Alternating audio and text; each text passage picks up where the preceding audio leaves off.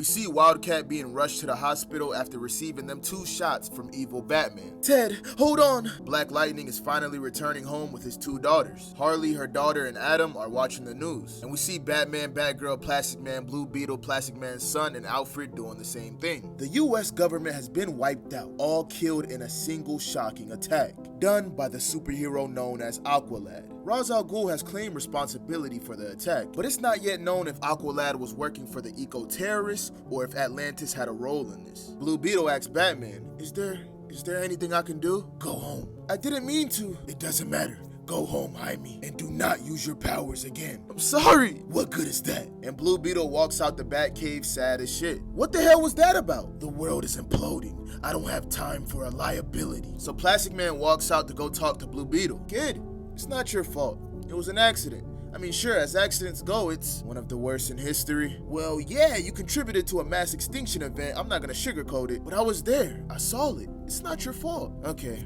I'm gonna go home now. One last thing, Batman is, well, he can be an asshole. There's no point in trying to win his approval. Believe me, we all have tried. And Blue Beetle flies off. We see Black Lightning putting his daughters to sleep. But then out of nowhere, there's a knock on the door. So he balls up his fist and gets that lightning ready for whoever wants to smoke. But it's not somebody trying to harm him. It's Agent Baines. And he's here to pick up Senator Pierce. We need you. Come with us, sir. Agent, my daughters have been through a lot these last few days. If this could just wait until tomorrow. But then he looks outside and sees the Secret Service. Them boys got a helicopter ready and they can't wait any longer, so he tells his daughters to get ready. At the same time, we see that Blue Beetle has finally arrived back home. Mom? Dad? But somebody in the shadows shouts, they're not here. So he charges up 2 cannons. Whoa, I just meant your parents are out. It's Booster Gold chilling on the couch. But in hindsight, just saying that in the darkness probably sounded a little bit super villainy. Booster Gold? Yeah. Why are you on my couch? I was tired. Jaime sits down on the couch and Booster Gold asks him, what's going on with you, kid? I did something terrible. Yeah?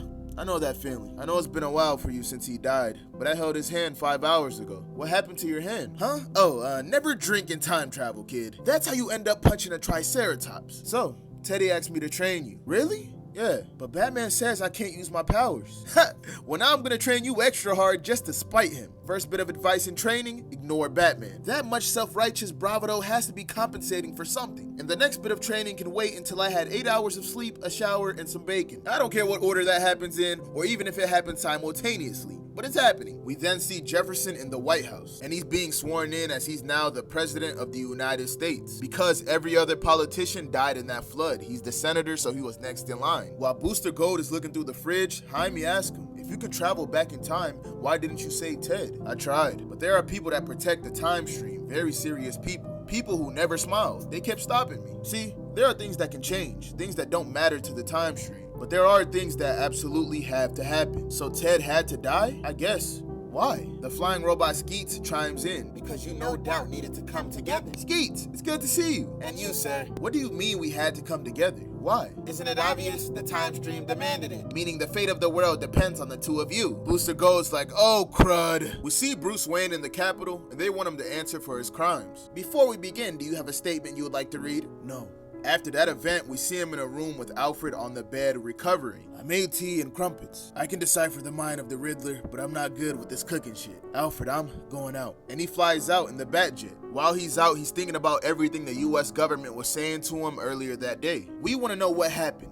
What went wrong, and how did it go so wrong? How did the terrorist known as Jackson Hyde end up in the position where he could assassinate our government? You met in private with the President Boone and President-elect Dalkin. What did y'all discuss? Changing the world. And what was their response? There wasn't one. We were interrupted by Ra's al Ghul's attacks. Did you know these attacks were coming? No. Did the President-elect seem open to your suggestion of changing the world? As I said earlier, we were interrupted. You must admit, from what I know, the two of your values hardly aligned. We hope to find common ground. I mention this because Jefferson Pierce was in the room as well, wasn't he? He was. And he was the highest ranking member of Congress. And now he's President Pierce. Yes. So I would assume he would be far more amenable to your changing the world agenda. She's basically trying to accuse him of being behind the government assassination to get Jefferson the spot as president. So he looks at her and tells her, I don't like where this is going. Mr. Wayne, that glare might work on some of the criminally insane inmates of Arkham you could never seem to keep locked away, but it's far from appreciated in this chamber. While he's thinking about that conversation with the government, in real time he's trying to stop an armored truck. They're in the middle of a heist and he's trying to stop it. You said you were attacking Ra's al Ghul's hideout when the inauguration was happening. Yes. Why did you not notify the government? We felt it was better to act quickly and quietly. And did you apprehend Ra's al Ghul? No. Acting as you say quickly and quietly, did you put a stop to his terrorist operation? No. Mr. Wayne, did you threaten the president-elect in your private meeting? No. But Jackson Hyde was in this private room? Yes. And you brought him into that room? Yes. You have a history of threatening presidents, do you not? 6 years ago, you entered the Oval Office and threatened the president of the United States, telling him that his body would be found orbiting Saturn. Is that right? He ordered a Black Ops team to kidnap Superman's parents. That is out of line. The president is not here to defend himself. No, he isn't. He was killed, Mr. Wayne, by a man you sent to protect him.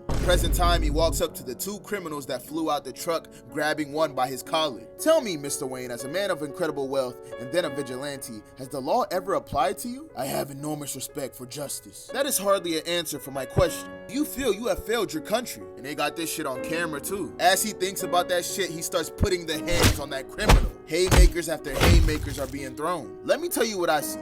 I see another man who put on a costume and decided to act for all of us rather than with us. Another man who believes he's more right to decide our future than we do. Another man that has made shit worse. And another man of means who completely failed to protect us. Superman had noble intentions too. He was also trying to protect us. The only difference between you and Superman that I can see, Mr. Wayne, was that Superman was a far more competent dictator.